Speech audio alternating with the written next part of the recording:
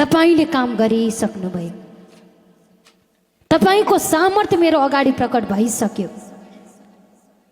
विश्वासका डोज बढ्ने वचन पनि तपाईले मेरो लागि दिइसक्नुभयो। धन्यवाद पिता, पाइसके। पितामा आनन्द गर्दै जानु, मन उठाउँदै जानु।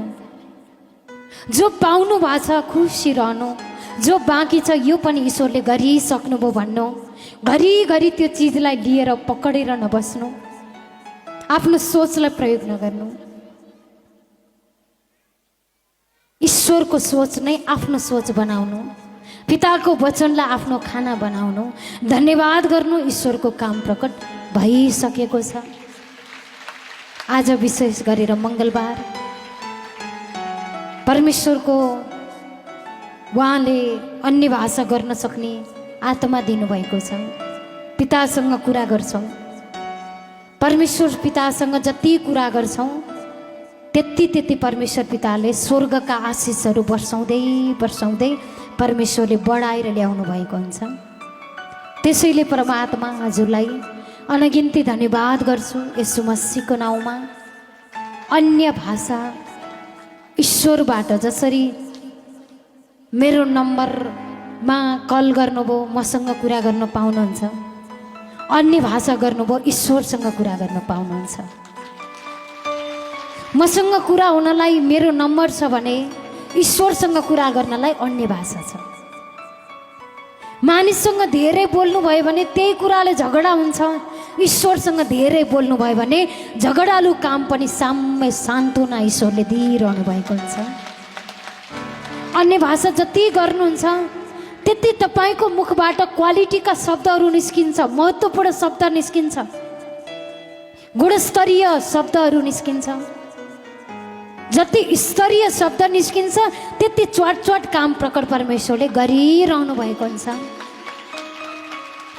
त्यसैले अन्य भाषा गर्न मन लागेन भने झन् गर्नु, उसको उद्देश्य पुरा नगर्नु, झन् गर्नु।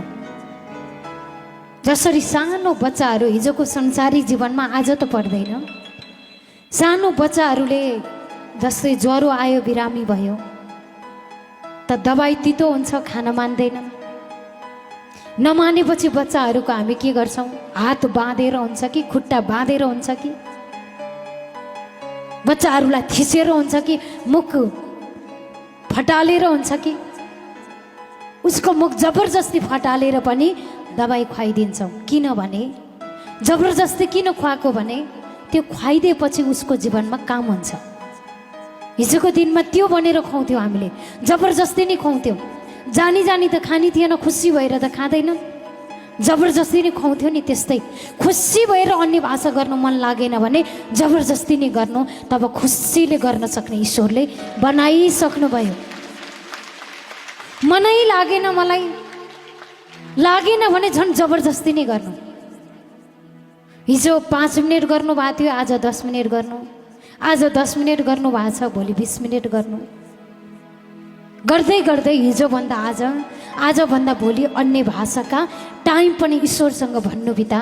अन्य भाषाको समय पनि दिनु, तागत पनि दिनु, अन्य भाषाको प्रेरणामा पनि मलाई बढाउँदै जानु। किनकि अन्य भाषा गरेपछि आर्थिकमा पनि लाभ हुन्छ, शरीरको क्षेत्रमा पनि लाभ हुन्छ, मनको स्थितिमा पनि लाभ हुन्छ, धमिलो मन पनि सङ्लो हुन्छ, डरको मन पनि ह्यापको मनमा ट्रान्सफर भएको हुन्छ, बदलिएको हुन्छ। अनि सही गर्ने चाहत ईश्वरले हालिदिनु भएको हुन्छ।